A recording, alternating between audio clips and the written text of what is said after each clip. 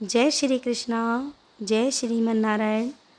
आज हम सुनेंगे बहुत ही सुंदर कहानी सवा मन कंचन। इसका शीर्षक है। किसी ज़माने की बात है, एक आदमी था, उसका नाम था सूर्य नारायण। वह स्वयं तो देवलोक में रहता था, किंतु उसकी माँ और स्त्री पृथ्वी लोक में ही रहती थी। सूर्य नारायण सवा मन कंचन इन दोनों को देता था और सवा मन भारी सारी प्रजा को बांट देता था। प्रजा चैन से दिन काट रही थी, किंतु माँ बहू के दिन बड़ी मुश्किल से गुजर रहे थे। दोनों दिन सूखती जा रही थी।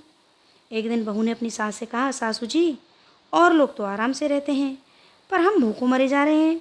अपने बेटे से जाकर कहो ना, वे कुछ करें। बुढ़िया को बहू की बात जच गई। वह लाठी टेकती टेकती देवलोक पहुंची। सूर्य नारायण दरबार में बैठे हुए थे। द्वारपाल ने जाकर उन्हें खबर दी, महाराज आपकी माताजी आई हैं। सूर्य नारायण ने पूछा, कैसे हाल हैं? द्वारपाल ने कहा, महाराज हाल तो कुछ अच्छे नहीं हैं। फटे पुराने मैले कुचले कपड़े पहने हैं, साथ में ना कोई नौकर है ना चाकर। सूर्य नारायण ने हुक्म दिया, जाओ बाग में ठहरा दो। ऐसा ही किया गया। सूर्य नारायण काम काज से निपटकर माँ के पास गए और कहा, कहो माँ कैसे आई? बुढ़िया बोली, बेटा तू सारे जग को पालता है, मगर हम भूखों मरते हैं। सूर्य नारायण को बड़ा अचरज हुआ। उसने पूछा, क्यों माँ, भूखों क्यों मरती हो? जितनी कंचन तुमको देता हूँ उतना बाकी की दुनिया को देता हूँ। दुनिया तो उतने कंचन में चैन कर रही है, और तुम उसका आखिर करती क्या हो? बुढ़िया बोली, बेटा हम कंचन को हाड़ी में उबाल लेते हैं, फिर वह उबला हुआ पानी पी लेते हैं। सूर्य नारायण हंसते हुए बोले, मेरी भोली माँ, कंचन कहीं उबाल कर पीने की चीज़ है? तुम इसे बाजार में बेचकर बदले में अपनी मनचाही चीज़ें ले आया करो, तुम्हारा सारा दुख दूर हो जाएगा। बुढ़िया खुश हुई, वापस लौटी। इस बीच बहू शहद की मक्खी वगैरह लेकर देवलोक में आ गई। उसने माँ बेटे की सारी बात सुन ली थी। चर्चा खत्म होते ही वह बुढ़िया से पहले ही घर पहुंच गई और सूर्य नारायण ने जैसा कहा था, कंचन को बाजार में लेकर घी, शक्कर, आटा, दाल सब ले आई।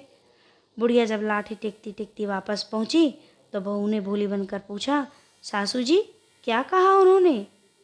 सास घर के बदले रंग ढंग देखकर बोली, जो कुछ कहा था वह तो तूने पहले ही कर डाला। सास बहू के दिन आराम से कटने लगे। इनके घर में इतनी बरकत हो गई कि दोनों से लक्ष्मी समेटी नहीं जाती थी। दोनों घबरा गई। एक दिन बहू ने सास से कहा, सासू जी तुम्हारे बेटे ने पहले तो दिया नहीं, अब दिया तो इतना कि संभाला ही नहीं जाता। उनके पास फिर जाओ, वही कुछ तरकीब बताएंगे। बुढ़िया बहू के कहने पर फिर वापस चली गई। इस बार बुढ़िया ने नौकर चाकर लाव लश्कर साथ ले लिया। पालकी में बैठकर ठाठ बाट से चली। बहू शहद की मक्खी बनकर पहले ही वहाँ पहुँच गई। बुढ़िया के पहुँचने पर द्वारपाल ने सूर्य नारायण को खबर दी, महाराज आपकी माँ आई हैं। सूर्य नारायण ने पूछा, कैसे हाल हैं? द्वारपाल ने कहा, महाराज बड़े ठाठ बाट से नौकर चाकर लाव लश्कर के साथ आई हैं। सूर्य नारायण ने कहा, महल में ठहरा दो। बुढ़िया को महल में ठहरा दिया गया। काम काज से निपटकर सूर्य नारायण महल में आए। माँ से पूछा, कहो माँ अभी भी पूरा नहीं पड़ता? माँ बोली, नहीं बेटा, अब तो तूने इतना दे दिया कि उसे संभालना मुश्किल हो गया है। हम तंग आ गए हैं। अब हमें बता कि हम उस धन का क्या करें? सूर्य नारायण ने हंसते हुए कहा, मेरी भोली माँ, यह तो बड़ी आसान बात है। खाते खरचते जो बचे उसे धर्म पुण्य करो, कुएं बावड़े खुदवाओ, परोपकार के लिए ऐसे बहुत काम है। शहद की मक्खी बनी बहू पहले ही मौजूद थी। उसने सब सुन लिया और फौरन घर लौटकर सदाव्रत बिठा दिया। कुआं, बावड़ी, धर्मशाला आदि का काम शुरू कर दिया। बुढ़िया जब लौटी तो उसने भोली बनकर पूछा, उन्होंने क्या कहा सासू जी? बुढ़िया ने घर के बदले रंग ढंग देखकर कहा, बहू जो कुछ उसने कहा वह तो तूने पहले ही कर डाला। इसी तरह कई दिन बीत गए। एक दिन सूर्य नारायण को अपने घर की सुधि आई। उन्होंने सोचा कि चले देखे तो सही दोनों के क्या हाल चाल हैं। इधर माँ कई दिनों से नहीं आई। यह सोच सूर्य नारायण साधु का रूप धर आए। आते ही उन्होंने दरवाजा पर आवाज़ लगाई, अलख निरंजन। आवाज़ सुनते ही बुढ़िया मुट्ठी में आटा लेकर साधु को देने आई। साधु ने कहा, माई मैं आटा नहीं लेता, मैं तो आज तेरे यहाँ भोजन करूँगा। तेरी इच्छा हो तो भोजन करा दे, नहीं तो मैं शाप देता हूँ। साप का नाम सुनते बुढ़िया ने गिड़गिड़ा कर कहा, नहीं नहीं बाबा, शाप मत दो, मैं भोजन कराऊंगी। साधु ने कहा, माई हमारी एक शर्त और सुन लो। हम तुम्हारी बहू के हाथों का ही भोजन करेंगे। बहू ने 36 तरह के पकवान, 32 तरह की चटनी बनाई। बढ़िया साधु को बुलाने गई। साधु ने कहा, माई हम तो उसी पाट पर बैठेंगे जिस पर तेरा बेटा बैठता था, उसी थाली में खाएंगे जिसमें तेरा बेटा खाता था। जब तक हम भोजन करेंगे तब तक तेरी बहू को पंखा झलना पड़ेगा। तेरी इच्छा हो तो बोल, नहीं तो शाप देता हूँ। बुढ़िया सांप के नाम से कांपने लगी। उसने कहा, ठहरो, मैं बहू से पूछ लूँ। बहू से सास ने पूछा तो वह बोली, मैं क्या जानूँ, तुम जैसा कहो वैसा करने को तैयार हूँ। बुढ़िया बोली, बेटी बड़ा अड़ियल साधु है, अब क्या करें। आखिर सूर्य नारायण जिस पाट पर बैठते वह पाट बिछाया गया। उसको खाने की थाली में भोजन परोसा गया। बहू सामने पंखा जलने लगी। तब साधु महाराज ने भोजन किया। बुढ़िया ने सोचा, चलो अब महाराज से सीधा पीछा छूटा। मगर महाराज तो बड़े विचित्र निकले। भोजन करने के बाद बोले, माई हम तो यहीं सोएंगे, उस पलंग पर जिस पर तेरा बेटा सोता था। और देख, तेरी बहू को हमारे पैर दबाने होंगे। तेरी राजी हो तो बोल, नहीं तो शाप देता हूँ। बुढ़िया घबरा गई। बहू ने कहा, मैं क्या जानूँ, अब आप बताओ। साधु ने देरी होती देख कहा, अच्छा माई चल दिए। बुढ़िया हाथ जोड़कर बोली, नहीं नहीं महाराज, आप जाइए मत, आप जैसा कहेंगे वैसा ही होगा। बड़ी मुश्किल से हमारे दिन बदले हैं, शाप मत दीजिए।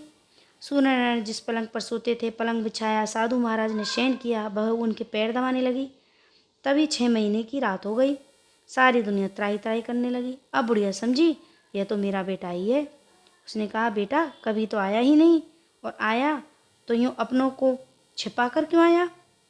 जा अपना काम काज संभाल, दुनिया में हाहाकार मचा है। सूर्यनारायण देवलोक लौट गए। इधर सूर्यनारायण की पत्नी ने 9 महीने बाद एक सुंदर तेजस्वी पुत्र को जन्म दिया। वह बालक दिनों दिन बढ़ने लगा। एक दिन वह अपने दोस्तों के साथ गुल्ली डंडा खेल रहा था। खेल खेल में उसने दूसरे लड़कों की तरह बाप की सौगंध खाई। उसके साथ ही उसे चिढ़ाने लगे, तेरा बाप है कहाँ, तूने कभी देखा, तू तो बिना बाप का है। लड़का रोता रोता अपनी दादी के पास आया। बोला, माँ मुझे बता कि मेरे पिताजी कहाँ हैं। बुढ़िया ने सूर्यनारायण की ओर उंगली संकेत करके कहा, वे रहे बेटा, तेरे पिता सारी दुनिया को जानती है। बालक ने मचलते हुए कहा, नहीं माँ, मुझे सचमुच के पिता बता। बालक ने जिद ठान ली। बुढ़िया उसे लेकर देवलोक पहुंची। नौकर चाकर साथ में लेकर पालकी में सवार होकर वहां पहुंची। महल में ठहराए गए। सूर्यनारायण काम काज से निबट कर महल में आए। बुढ़िया ने उसकी ओर संकेत कर कहा, ये हैं तेरे पिता। सूर्यनारायण ने बालक की गोदी में लेकर प्यार किया। बालक का रोना बंद हुआ। अब उस दिन से भी सब चैन से रहने लगे। तो ये है आज की बड़ी ही रोचक कहानी। कहानी कैसी लगी? वीडियो को लाइक करें और शेयर करें। बने रहें मेरे YouTube चैनल पर। जय श्री कृष्णा।